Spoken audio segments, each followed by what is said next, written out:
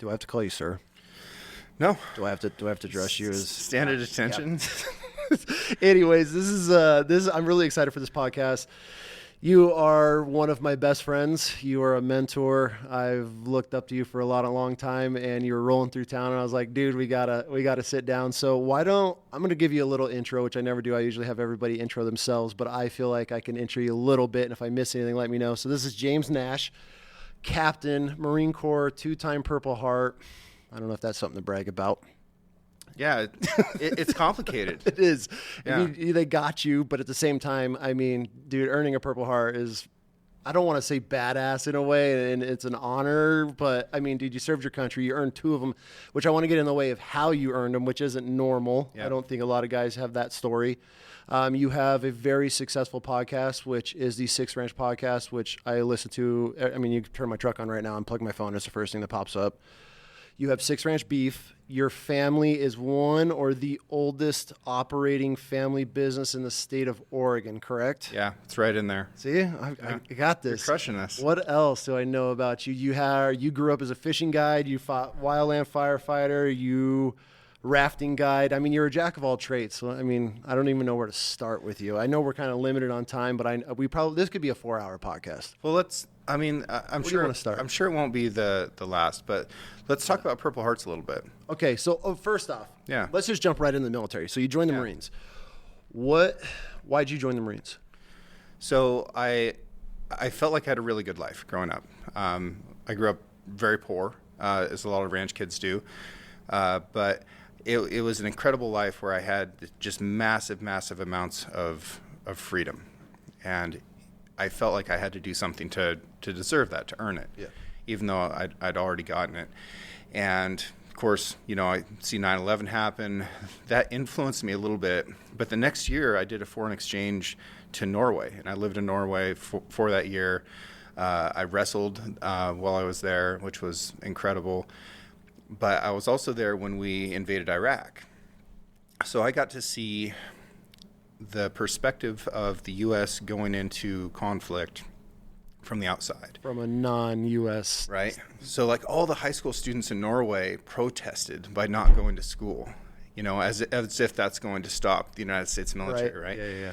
But I'd only ever come from a place where you unilaterally supported the U.S. military. So it was important for me to get that perspective. Like, well, let's think about this. What are we actually doing? Does this make sense? Is this the right thing to do? And then I look at Norway, and it's like, okay, if it weren't for American intervention into World War II, you guys are speaking German right now. Yeah.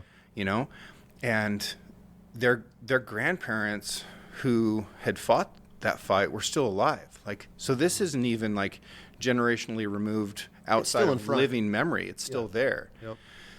So I was like, man, I've got to do something. So I decided that I was definitely going into the military.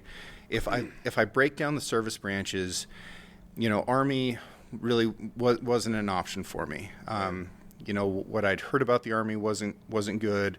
A lot of the mentors that I had were Vietnam veterans, where they'd seen so many casualties within the Army. It just like, no, not going to do Army. Yep. So then what am I left with? Like Air Force, that's not it. No. Coast Guard has plenty of appeal, but it's not military in the way that I think about military. And then Navy, it's like, that's not really it either. So the Marine Corps was really going to be the only option. I did apply to all these different military academies, and I got into all of them as well, which was So you knew you crazy. wanted to go the officer route immediately. You weren't going enlisted. Well, I knew that I wanted to go to college, okay. that was the next step, that had been pushed on me so hard. I drank that Kool-Aid. Yep. It made sense that was the route. So as far as like officer and enlisted, I really didn't even know what the difference in those roles were at that time, if I'm being honest. Yep. So I get into these academies. I had the lowest GPA that West Point had ever accepted. Way to represent the Marine Corps. I skipped so much school. And then I also got a rodeo scholarship to Montana. And I was like, dude, let's just do that. I'm so sick of dieting. Like, that had just been killing me, dieting so hard for so long for wrestling. It's like, I'm going to go have fun. Like, it's my time. Yep. So let's go rodeo in Montana, do some fly fishing, do some hunting, like, live well. And that was great. Montana was an awesome experience. I got a degree in literature and writing, and I still wanted to serve. So I went into a different route, which was OCC, Officer Candidate Course. Yep. And that's one of the OCS's 10-week-long course, over a 60% attrition rate. A lot of people quit. A lot of people get injured. It's different from boot camp. After 4 weeks, you can go quit. You can bang on the hatch 3 times, request permission to drop.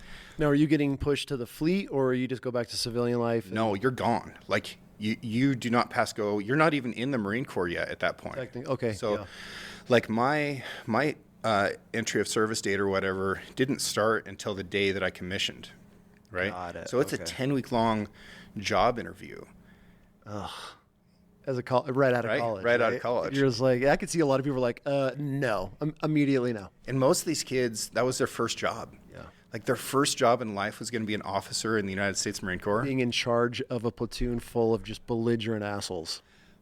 That's got to be a challenge in itself. Most of whom are older than you, most of whom have more experience than you in life as well as the job.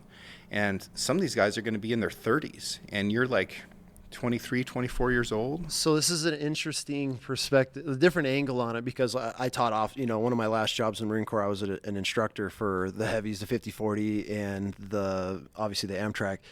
And, I was done my deployment. I'm some salty ass sergeant, staff select, and nobody's telling me anything. And then I get like 30 lieutenants that have been sitting at the 06 office or whatever doing paperwork, and it was always, I've never had anybody explain it from the other side. So this is very interesting, because it's always just been me unlisted looking at some boot ass officer that's going to come in here, reinvent the wheel, change everything. And so we automatically have that.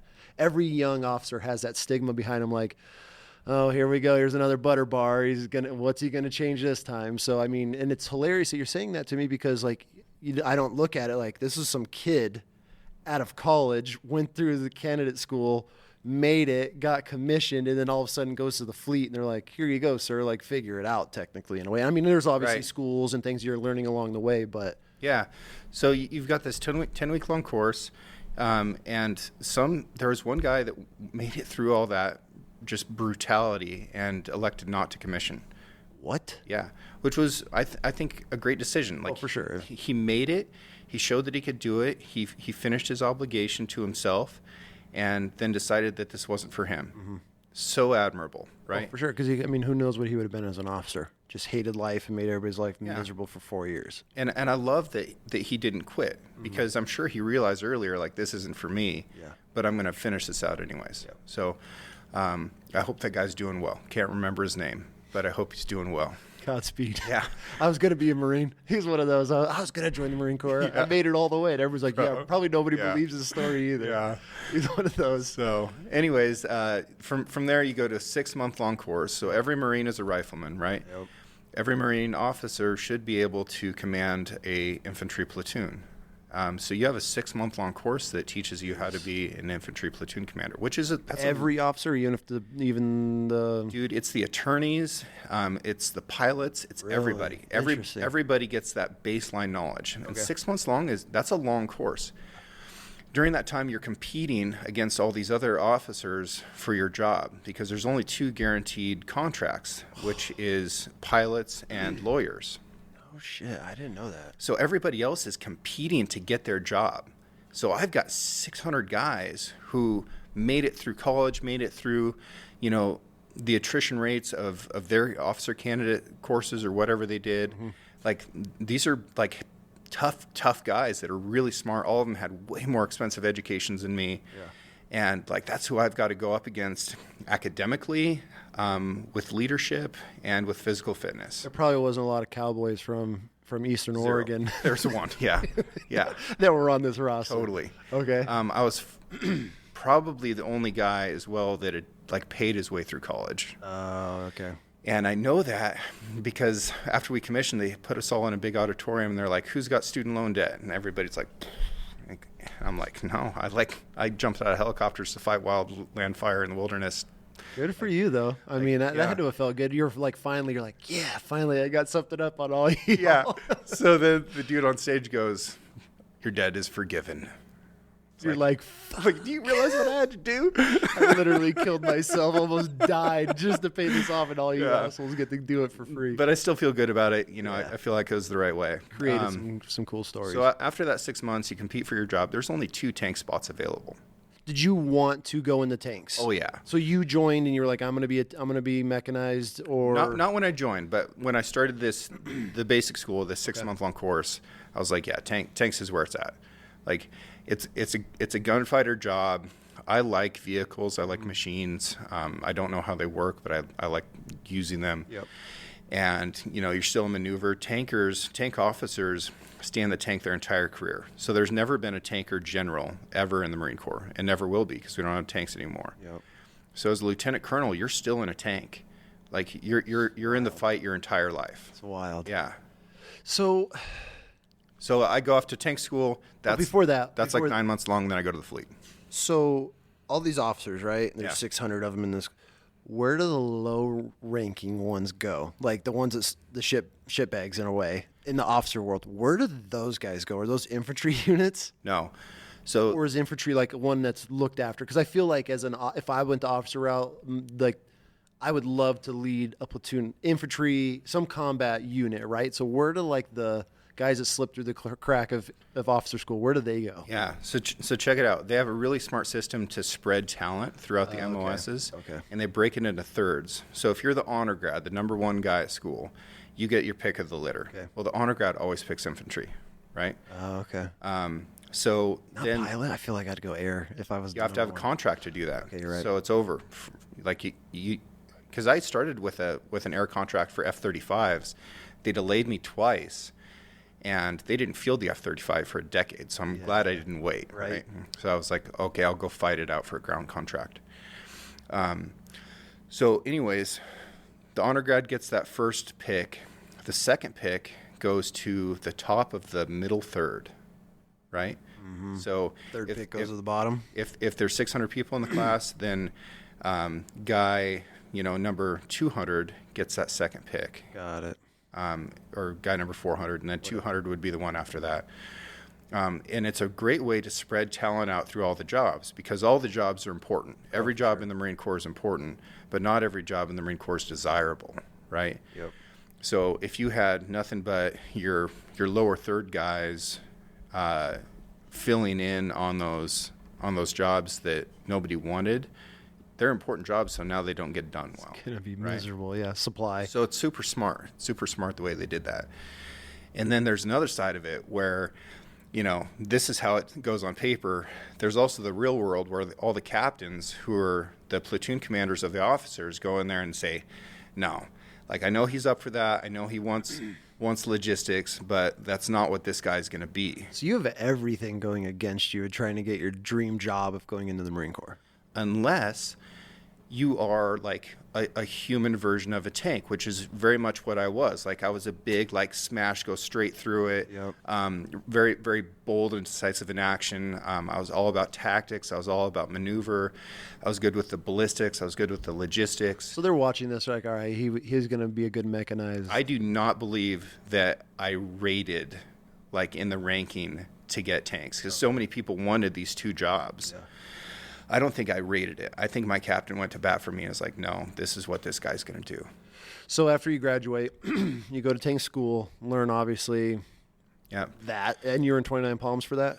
Where was that? No, so that's at Fort Knox, Kentucky, and it's with the Army. So you learn tanks, but you also learn light armored reconnaissance. So is this just for officers or is it enlisted too? Because I thought enlisted was 29 Palms, or no? Is that just a unit out there? There's a unit out there, but the training goes on at Fort Knox. It moved to Fort Benning, and of course now it doesn't exist. Tanks are gone.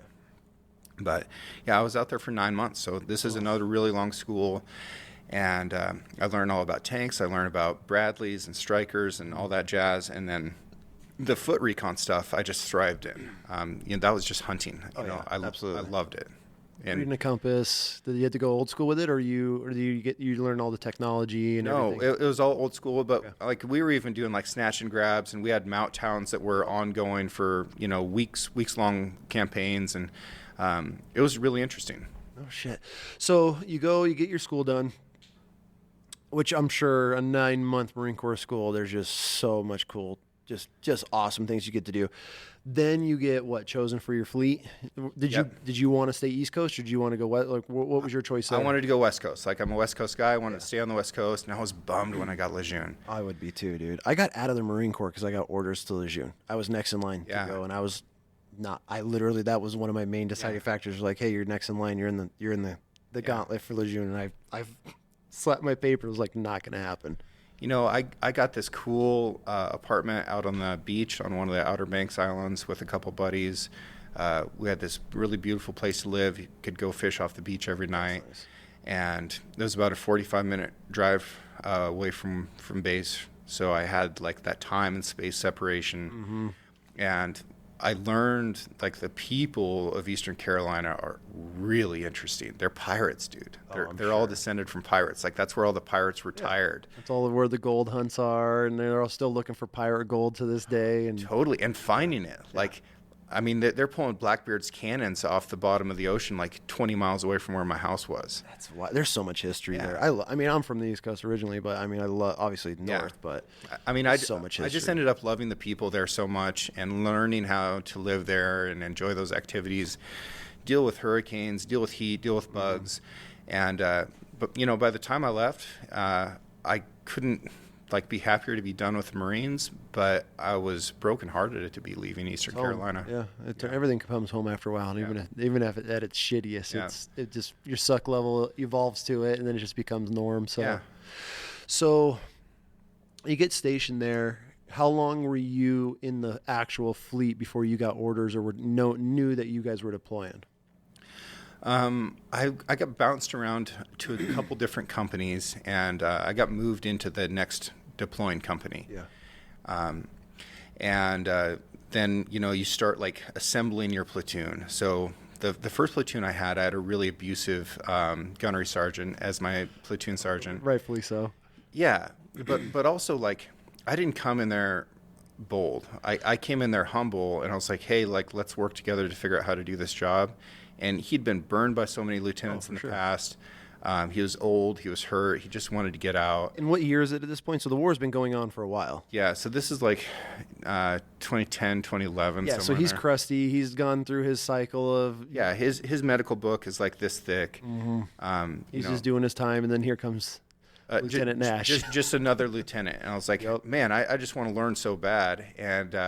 And that's not where he was at. Like he wasn't great at being a platoon sergeant. And sometimes you have to deal with that. My next platoon sergeant was a really good leader. He was great on the tanks. He was a good mentor to me. He was good about teaching me everything. But he couldn't pass the PFT, right?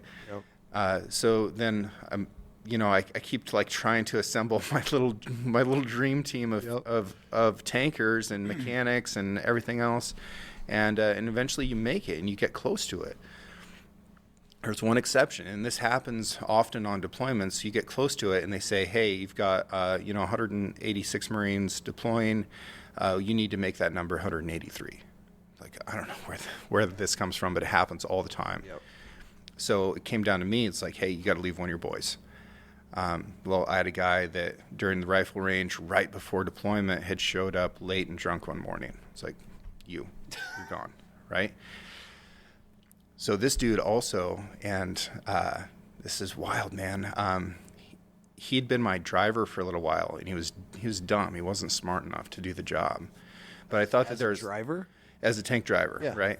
So I thought that there was something wrong with him, and I actually sent him to the doc, and I was like, hey, check this guy out. I don't know if wrong mentally. Yeah. Okay. Like his IQ was just super, super low. Okay. And it's like, this isn't computing. He isn't getting it. Like maybe he has a brain tumor, like something along these lines, right? This bad, huh? Totally. Where was he? Was he from the South? I can't remember. I'm not saying everybody from the South before I get the emails, but every guy in our platoon that you were explaining, they're all from the South for some reason. I'm not. I can't even remember his name. Okay. But you know, this kid also did some other dumb stuff. Like he met a stripper that he wanted to marry immediately. I counseled him that was not a good decision. He did it anyways. Did he go buy a Mustang, a six-banger for like 20% interest? He didn't pull one of those, thank goodness. But he was that kind of Marine. Yeah. But he did like meet a stripper and marry her, and dude left him behind on the deployment. About halfway through the deployment, we came back from a super gnarly mission where like a third of our unit was wounded and was getting medevaced. First news we get when we get back is she'd found out that she was pregnant, told him, he freaked out, killed himself. So like when I said there was something wrong with this guy and went through all the steps to like get him checked out, I was right, and everybody else was like unwilling to look at him more closely because there was something wrong with him.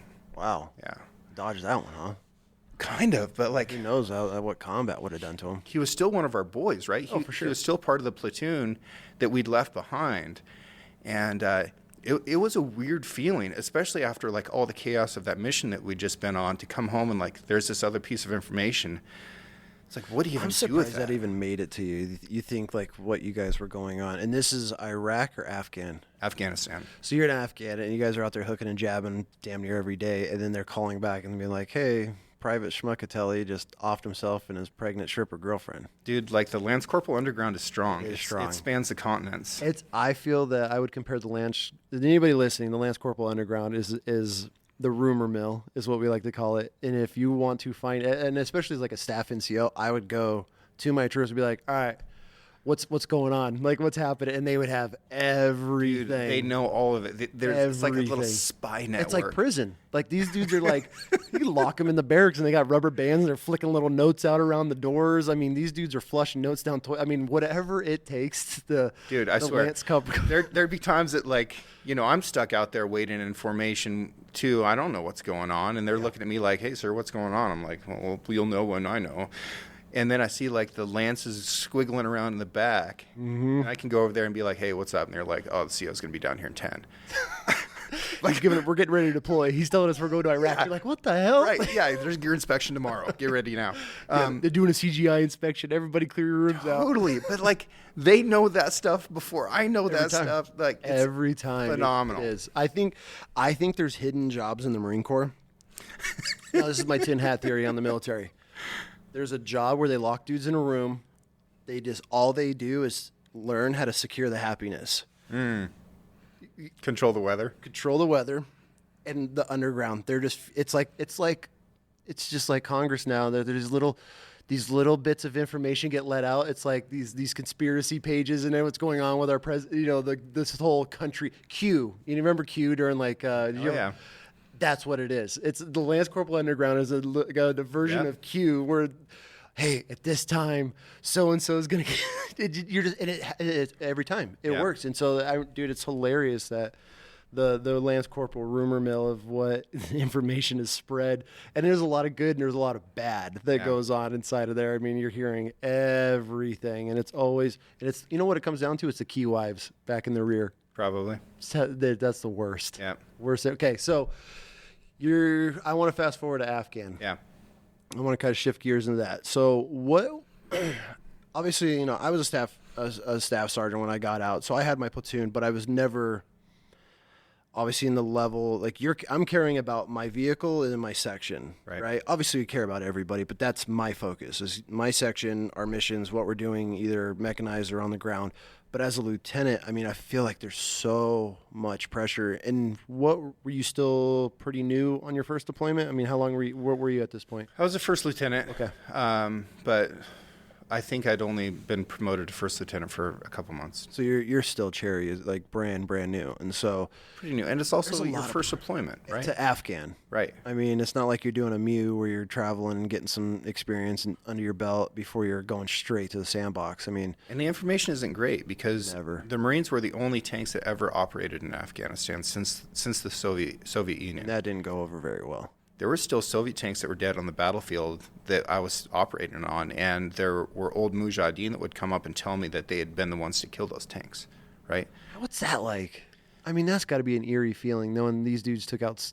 It is, and they're looking at my tracks, and they're looking at my skirts, and they're walking around, and it's like, I should just kill all of you. For sure. I should kill all of you right now on principle and because of what you're capable of doing to me in the future. Just the info that you have or that they know. But as far as like the responsibility of like being an officer in that role, it is complicated because you've got some dudes who have deployed on tanks to Iraq. You have very limited information about what tank deployments to Afghanistan should be like. The information you have sucks, right? They're telling you stuff like, there's piles of rocks stacked next to IEDs. Like, well, like stacking rocks is like the national sport in Afghanistan. What else do you do? Sure. So like the information that you're confident in going there, once you get there and hit the ground, you're like, okay, I have to learn everything by Braille. Forget it all. Right. And this is, my first time war fighting. So everything I've done leading up to this point is just like training. It's just academic knowledge and some muscle memory. So you're depending upon your ability to leverage what you know about the way battles have been fought in the past, like throughout history, and then, what your vehicles and what your Marines are capable of and how you can communicate and move around the battlefield. I had 4 tanks. I had a Mike 88 recovery vehicle. I had mechanics. I had a dock. I had all my Marines. Yep. And then occasionally I'd have to take on the whole company if the skipper was off doing his thing. And damn, dude, that's wild. Dude, it's a lot. The military people, I don't think civilians understand of how, I don't know how to explain it, wild the military actually is, as far as nobody actually knows what the fuck is going on. Ever, but it somehow functions by the pure grace of God. Like, I'll never, when we got to Iraq, we do our whole workups as mechanized. I'm a crew chief in a vehicle that floats in the water, has 2 heavy machine guns on it, in a crew with a bunch of and we get there like, oh, hey, here's your squad, and now you're just going to be door kicking or patrolling. And I was like, I'm mechanized. Like, no walkie-walkie. No, I got a 7 cube in the back with all my pokey bait in it. Yeah. I don't even have a pack. Yeah. Like, we live out of a box. Yeah. You want me to do what? But we made it work. Yeah. Right? And I feel like that the military, nobody ever has a clue what's going on. Even if you have a plan and the mission is planned out perfectly, everything just goes out the window, but it somehow works. Yeah. Every time. It blows my mind. It's through 2 things. One is people understand what the end state is. Mm-hmm. So this is what it needs to look like, and this is when it needs to look like that. And the other is willpower. Yep. And if you take 20 Marines and you give them the same task, they can destroy the entire planet. Oh, for sure. Like, they can do anything. Yep. They can do absolutely anything. It is terrifying what 20 guys who all want to work together can get done. Imagine if this country did that, huh? You're wild. We do a lot. But yeah, so Afghan. So the responsibility is big. You hit the ground, you rip in and out with the old platoon. And man, I was laying in my rack, and this platoon commander that I was replacing, and he was a Mustang. He's an older guy. He came in, and I remember this distinctively. I was listening to Rooster by Alice in Chains. Okay. Like, great song. Love that song. And he was about to start prepping for patrol and wanted to show me things. And he goes, shouldn't you be listening to like My Chemical Romance or some shit like that? I was like, I don't know, man. Like, you tell me what I'm supposed to be doing. What do you listen to? I'm new here. Turn that shit off. Like, I thought it was good. My bad. Don't be listening to Vietnam music in Afghanistan. Right? Yeah, times have changed, sir. Yeah. Get your ass up. So how long were you in country before you guys were in it? Like, I mean, obviously there's a rip, and when we're talking about a rip, you're doing left seat, right seat with the unit that's leaving. You're taking over. You're riding next to their lieutenant or following their vehicles. They're walking you through the towns, the villages, telling you who's bad, who's good. After, I mean, how long was it before you were like, oh shit, we're in it? Like, this is real. 3 weeks in. 3 weeks in? 3 weeks in, we did our first named operation. It's called Operation Lion's Den 4, I believe. It was a dumb operation. It was basically like a go kick the hornet's nest thing. We went to an area called the Land of the Second Sons, which was like a really hostile and especially arid place within like a really hostile and arid place altogether. And It was where people had gone to settle who were not the firstborn. So it was like the dregs of Afghan society that had been shunned out to this. And of course, they were really easily radicalized. Mm-hmm. Well, they have nothing. They have nothing. So they're just out there slinging drugs as much as they can. And so we go out there with this recon unit. The first night, take over this compound that was abandoned, and it had Alexandrian architecture in it.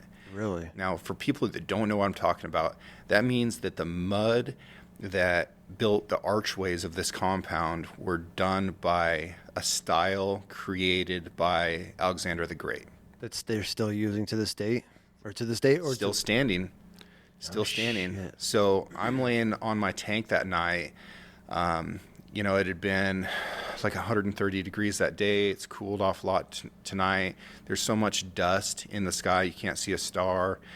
We're like, burning trash and holes in the ground. I'm watching this fire flicker up through mud that's curved and carved in a way that has been standing for, I don't know, thousands of years. I'm like, what the fuck am I doing here? Mm-hmm. This is crazy. What's tomorrow going to be like?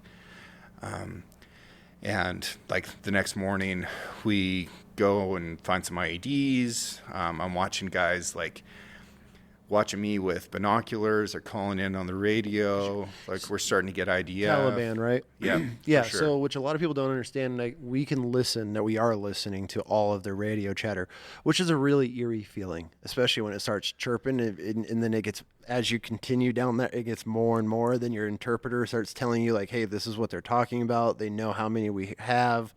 I mean, that's a scary feeling. I'm also watching a Congo line of people leave this valley. Like all the women and children are leaving, and some men. So it's like, if you're still here, you're here to do the thing. You're here to fight. We take some RPG fire, we take some sniper fire. I didn't hit any IDs. I just found them. So that was a win. We go to this compound that we're supposed to take, and for whatever reason, the people in it tell us no, and we listen to that. It's like, oh, that's weird. I thought we were the Marine Corps. We go to the next one. They say no. We go to the next one. Like, we need a place to live for the day because we're going to start fighting for real. It was 150 degrees inside my tank. Gross. Right. My loader's going down hard with heat exhaustion. Yep. You almost can't drink water fast enough, and your water's 150 degrees, 100%, dude.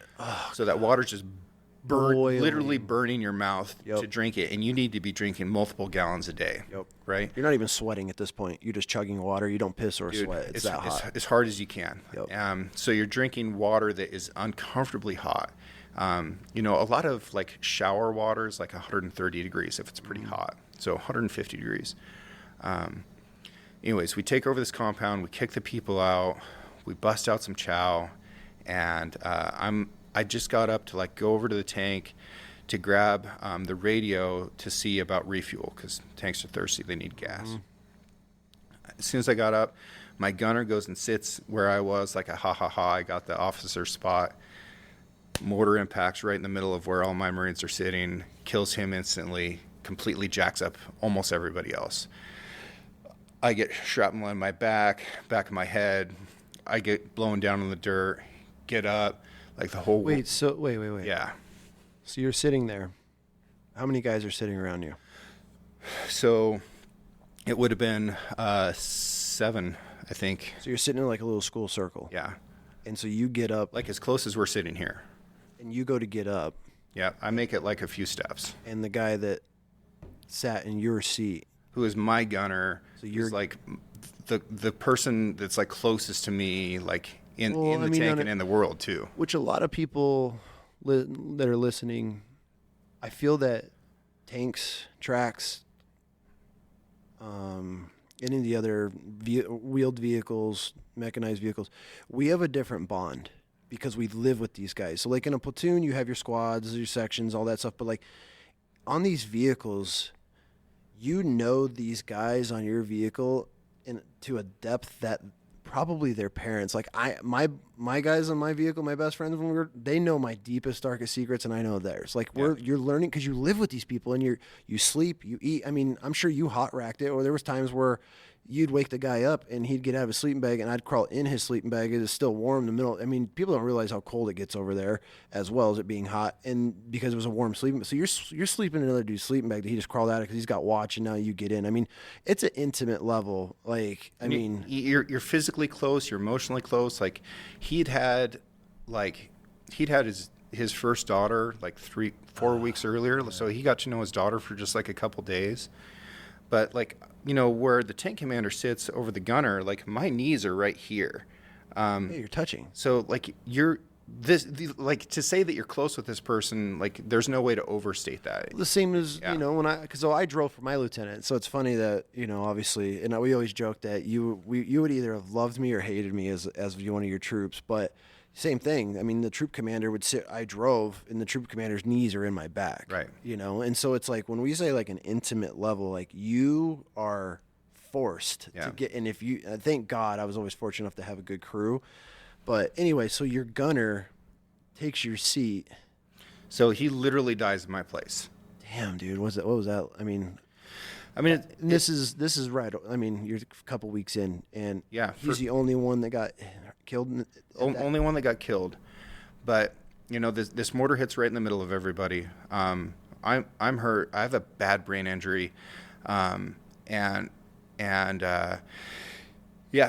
my mode goes into just like helping everybody, right? That's kind of my default, is to help people. So my wingman, he's got a broken leg, broken arm. I pull out his tourniquet, put it on his leg. I pull out my tourniquet, put it on his arm. Start going down the line. One of my other Marines had gotten a bunch of shrapnel in his forehead, and the front of his forehead was gone. And you could see his brain, some of his brain was down in his eye. He's still conscious. He's still talking. So that's when I thought, like, maybe I'm dead and I'm in hell right now. You know, that's really what I was thinking. But it's also like, well, here I am. I still have to like do whatever the thing is to do. Breathing kind of deal. You know, so I taped an MRE, a piece of MRE cardboard over his forehead to keep dust out of it. He lived. As far as I know, he's still alive today. Have you reached out at all? Yeah, I've talked to him since. How's he doing? Not good. He's hurt pretty bad. Yeah. But anyways, he lived, and you know, that was something that I like really rested on, is like a sense of security, like throughout the deployment. And when I got back, one of my first things to do was go see him, and I was like, man, I'm glad you're alive. And you lose all your impulse control when you lose the frontal lobe of your brain. He was still incredibly intelligent. This guy had like a 140 IQ, and he goes, I'm not. You know, he wanted to be dead. Yeah. So I don't know how he's doing now. But and as a lieutenant, I mean, this might be kind of a personal question, but did you take that like personal, like that? I mean, is there anything that you felt? I mean, it's just human nature in a way. Then you add the leadership aspect to, like, those are your guys. I look at my crew and it's like I'll kill for my crew. You know, I mean, because you're at that level, and then now you just had 70 of your guys just get completely wrecked in one moment, including yourself. I mean, how does that rest on you as a leader, as a lieutenant? How do you bottle that and continue the mission for the rest of your deployment, where it doesn't go away, right? So initially, I wasn't able to. You know, I had two other guys who were really badly injured out of that. Both of them lived. And then I had two that were also sitting there who didn't get blast injuries, who didn't get shrapnel, and didn't get PTSD from the event, right? So there's things that happen in combat all the time that physics doesn't explain. Never. And I think that's where myths come from, like the Valkyrie myth, which I love, right? That it's a Norwegian myth where a Valkyrie flies over the battlefield before the fight starts, decides who's going to die, and based on how well they fight, they either go to hell or they go to the warrior's heaven afterwards. And you could see how it's like, man, I just don't understand why he died and I didn't. It's like, well, the Valkyrie chose him and not me. So I can see where these myths come from, because it is a really chaotic environment where you're not able to understand everything that's happening. But yeah, initially, man, once we got people medevaced, I was good, man. I stayed solid until we got everybody medevaced. The only thing that I really did wrong is I didn't get in the fight. I was so focused on just keeping these guys alive and doing medical stuff that I didn't get in the tank and kill 150 people, right? Yeah. Which I like doctrinally should have done, is like get in the tank and get in the fight. But just who I am, it's like, these are my boys, and I'm gonna like try and keep them alive. For sure. So that's what I did, and I kept it together until we got everybody medevaced and on the plane and on the helicopter, and the helicopter leaves, and then I fell to pieces. Mentally, physically, I mean, the adrenaline is coming down. Yeah, man, I was crying. I didn't know what to do. Sure. I felt really lost. I felt like just lost to your first dude. I mean, I just didn't know what to do. And we got refueled. So now I've got 4 guys left which is half of what you need to operate the tanks. We get the tanks off the battlefield. I spent that night. I got checked out by the doc. Because I was throwing up, I was dizzy, I couldn't walk right, like I was obviously jacked up. And, had the beginnings of, a really serious amount of PTSD, like sure. It's a traumatic event. Spent the night sleeping on the front slope of the tank, not really sleeping. The next day, we try and walk the tanks home. One of the trucks hits an IED, blows up, another truck gets stuck. And there's this dude following me on a moped, and I can see a radio antenna every once in a while. And I got in the turret and slung the main gun around. It's like, I'm all out of senses of humor. Yeah. So moped, he turns around and leaves. But that guy was just tracking us to wait for an opportunity for an ambush. Get back, get medevaced, spent like 3 weeks in recovery, got my combat replacements. And I had the option of returning home. It was kind of one of those deals medically where it's like, you can go home right now and you can be done with this, or you can go back to your unit. And the colonel who was in charge of the AO, he was like, you need to get back in the fight. I was like, cool. Sure. Yeah. And I knew the guy that was going to replace me wasn't going to do the job that I could. With right? your men, too. With my boys, yeah. So I go back, continue the thing. That was in August. We do a pile more missions, over 100 missions, which I don't know if it sounds like a lot, but it is a lot. It's a lot of times to go outside the wire. You got to think about it, and people don't, to put this in like some sort of perspective, when you leave the wire, everybody wants you dead. Yeah. So even if you're just going like on a QRF to pick something up or whatever, like every time you leave, I remember all the signs like complacency kills, lock and load, like condition, whatever it was. And it reminded you like, hey, these motherfuckers want us dead every time we roll out of this wire. So 100, yes, it's 100 times where you're like, okay, is this the one? And that's stress alone. That's... Yeah. So we'd go outside the wire, stop the tanks, make sure radios work, call back. Final radio check. Yeah. Everybody can talk to each other. All weapons get armed, except for the main gun. I'd reach up and rack my 50 cal. I'd light a cigar, and away we'd go. Yep. And, man, that's a pretty good feeling leaving. But there's also, like, as soon as you get out of eyeshot of the base, there's this crazy IED threat. And people don't think about what that means. So like, imagine that you're in a dark room, you're in the corner, you can't see, you're barefoot, and you know that there's 1,000 mouse traps in this room. Are you going to be able to walk across it? All right. A lot of people would be like, no, I'm just going to stay in the corner. Like, that's too scary. I don't want to snap my toes. What if when you hit one of those mouse traps, you and your buddies die horrifically, right? Let's say that that's the situation, and you have to walk across that room twice a day, every day, for months and months on end. So that's a little bit what the IED scene is like. Like it's constantly there, and it's just this big sword of Damocles hanging over the top of your head all the time. Well, and you get these reminders too, because every time you hit the road and you're traveling on hardball, if you're lucky enough to be traveling there, you're seeing these craters. Oh yeah, that just line the. And I mean, especially, I don't know how many bridges you guys crossed, but where we were in Iraq, every so often there was a bridge, and it was like right before and right after was just littered, and you literally just. And didn't one of those like where you hold your breath and just kind of tighten up and expect and wait for it, because Right. I mean you're just seeing. I mean you basketball to, I mean, boulder size holes just before and after, because they got you in a pinch point, you know. So it's, I mean, it's real. If you're not seeing it, you're reminded by just the destruction from IEDs. Yeah. That's So, pretty wild. anyways, in October we ended up taking a place called Keshmesh Khan, which the only reason I keep talking about it is because it needs to end up in history books at some point. You think? It had turned back an entire Marine battalion. Really? And we went in there with 16 tanks and 30 Aussie commandos and took it. And it was an incredible thing what we did. We destroyed 17 metric tons of heroin in a day. 17 metric tons of heroin in a day? So You just light it on fire with diesel or what? yeah. So how many lives did that save? For sure. Right? Thousands. For sure. Thousands of lives. That's unreal. But an Aussie got killed.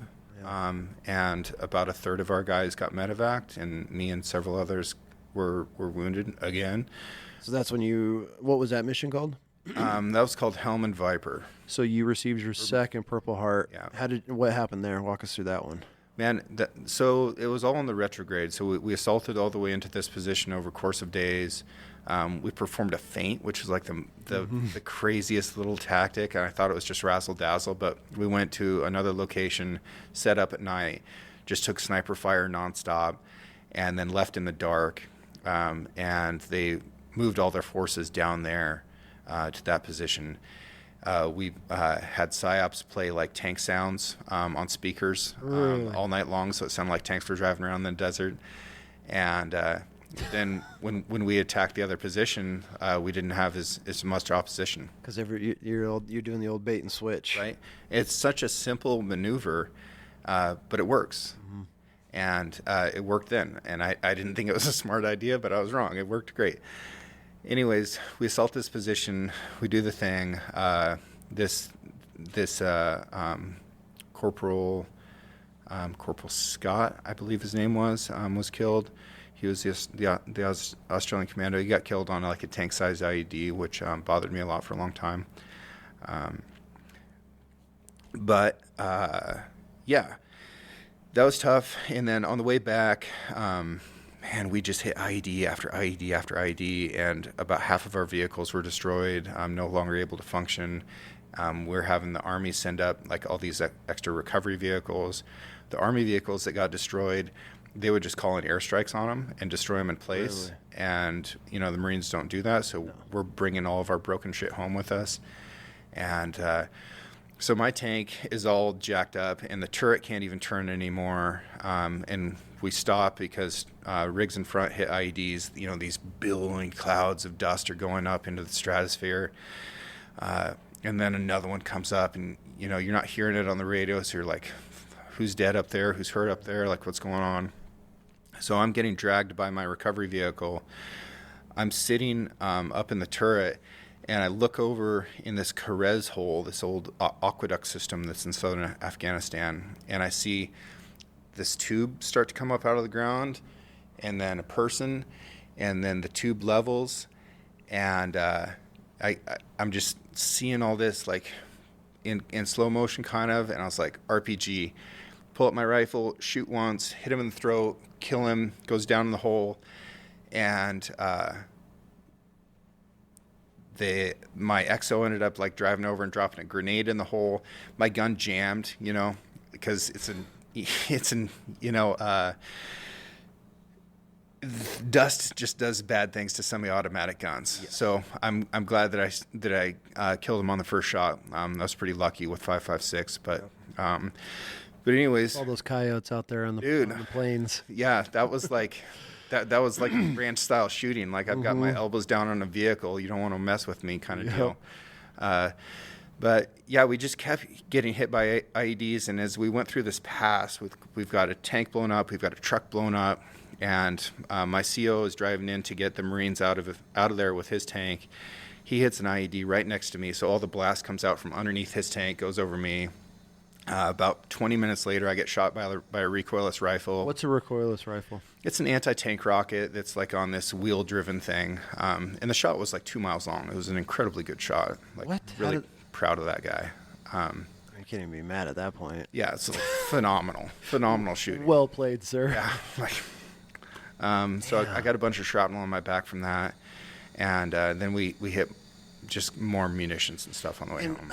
I mean, when a tank goes down, it's not like you just hook. I mean, you could, depending on how down it is, if it's still got some tracks or road wheels on it, you could hook it up to another vehicle and tow. But I mean, you only have 188, which is your recovery vehicle that has a giant crane on it that can that even lift, or is that just more for turret or motor? Like it can lift, but I mean, an armored up tank is like 76 tons, right? Because your guys' turret weighed as much as our whole vehicle, right? I believe.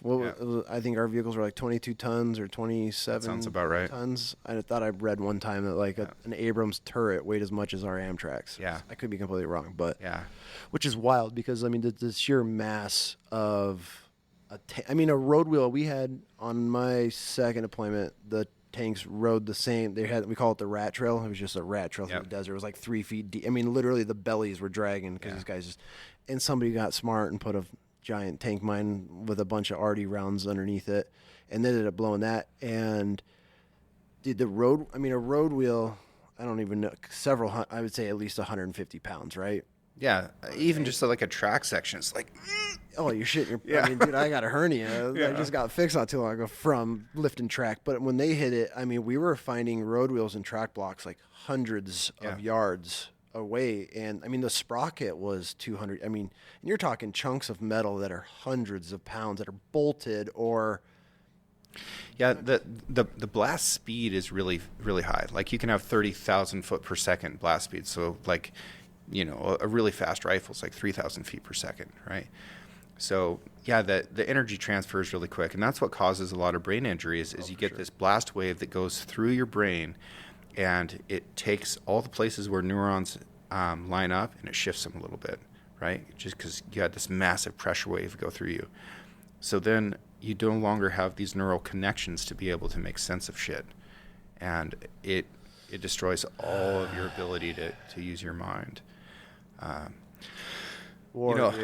Dude, I was in recovery for a long time there, but I did want to talk about Purple Heart specifically a little bit because that's where we started. I know we're getting close on it.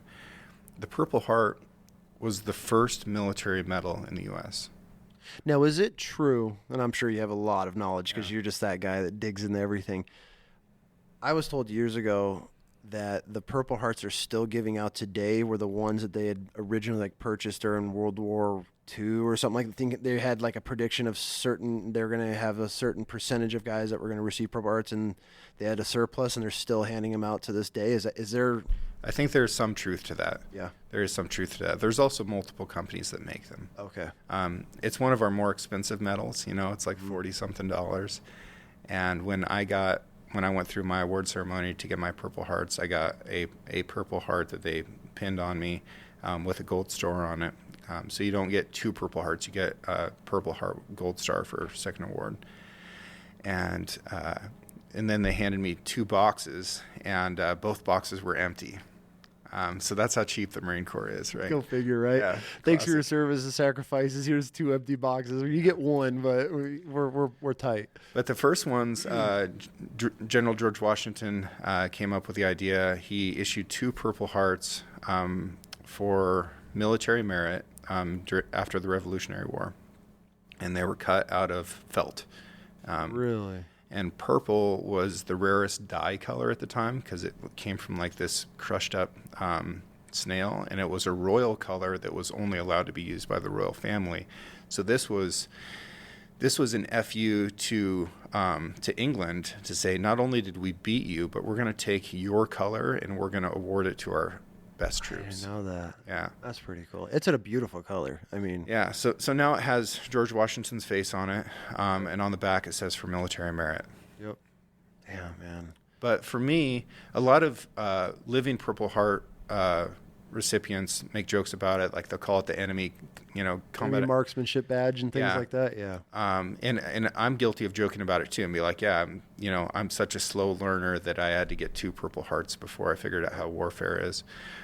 But the reason that it's awkward for people who are alive and wear it is because we've also seen that get placed on top of a folded flag and handed to a widow or to a mother. Yeah.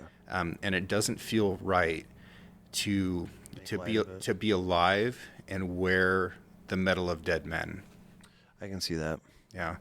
So it's kind of it's got to be a little bit of an eerie feeling, especially. I mean, obviously those ceremonies and events they're not fun, but then you're seeing medals that you earned being given to kids, mothers, fathers, things like family members, and that's got to kind of hit home a little bit because it was close, dude. I mean, you dodged two. I mean, dodged in a way where, I mean, you had 2 opportunities. It makes you feel like a ghost. Yeah. It makes you feel like you're in a fraternity of dead men, but somehow you're not with them. Wasn't your time, buddy. Yeah, I guess God not. had other plans for you. Yeah. Yeah. You're going to get to salmonella keep me out of trouble. Keep me out of trouble. And it does feel like that too. It feels like hey, you've got another chance. For sure. And what are you going to do with it? You've done a lot of incredible things, man. Trying. A lot of incredible things. I'm trying.